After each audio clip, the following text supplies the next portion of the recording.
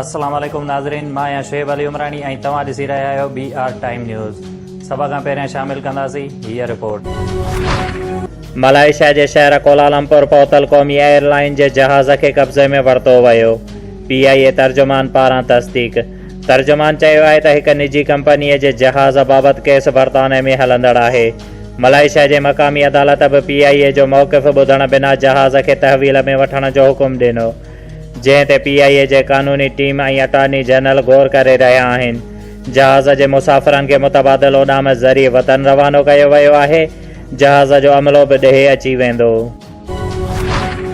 Petrol जे अघ में ₹3.20 वाध खां पोइ पेट्रोल जो फ़ी लीटर नओं अघु ₹109.20 फ़ी लीटर थी वियो।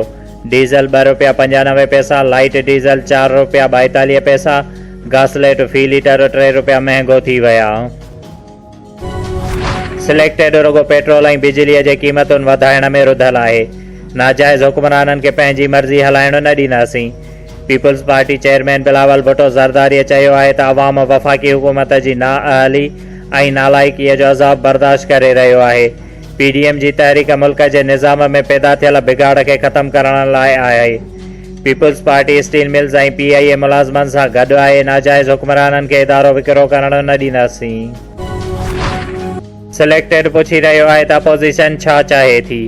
अपोज़िशन अवाम खे तव्हांजे अज़ाब खां निजात ॾियारणु चाहे थी। मुस्लिम लीग नून जी नाइब सदर मरियम नवाज़ चयो आहे त वफ़ाक़ी हुकूमत महीने दौरान महांगाई सटियल अवाम मथां ॿियो भेरो पेट्रोल बम किरायो आहे। अवाम मथां थींदड़ ज़ुल्म ते ख़ामोश नथा वेही सघूं। इंसाफ़ जे रस्ते में रंडक बणिजंदड़ पुलिस ऑफिसरनि खे सख़्त सज़ा ॾिनी वञे।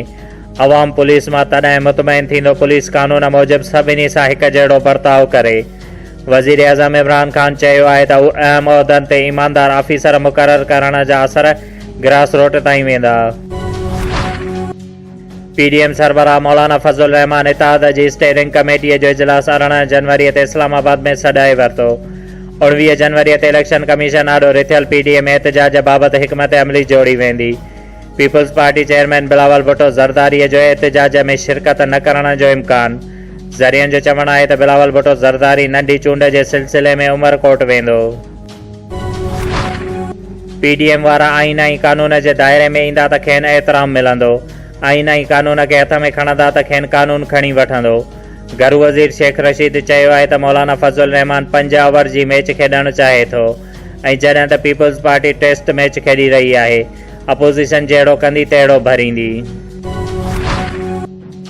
नून लीग जे अॻुवाण राणा सनाउल्ला चयो आहे त मौलाना फज़लुर रहमान लॉन्ग मार्च पिंडीअ तरफ़ करण जी ॻाल्हि कई हुई। फ़ैसिलो न कयो हुयो। लॉन्ग मार्च जे हंध जो फ़ैसिलो सभिनी जी सलाह मशवरे सां कयो वेंदो। इस्लामाबाद में मीडिया सां ॻाल्हाईंदे राणा सनाउल्ला चयो त लॉन्ग मार्च ऐं इस्तीफ़ाउनि जा ऑप्शन आहिनि। वज़ीर आज़म ख़िलाफ़ बेइतमादीअ जी रिथ पेश करण जो ऑप्शन आहे।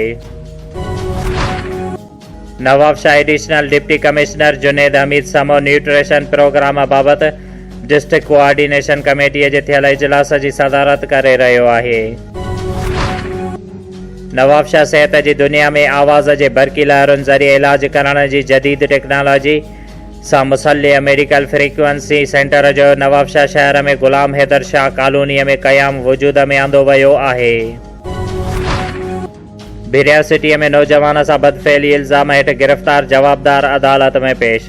अदालत जवाबदार ऐं मुतासिर नौजवान जे DNA टेस्ट कराइण जो हुकुम ॾेई छॾियो।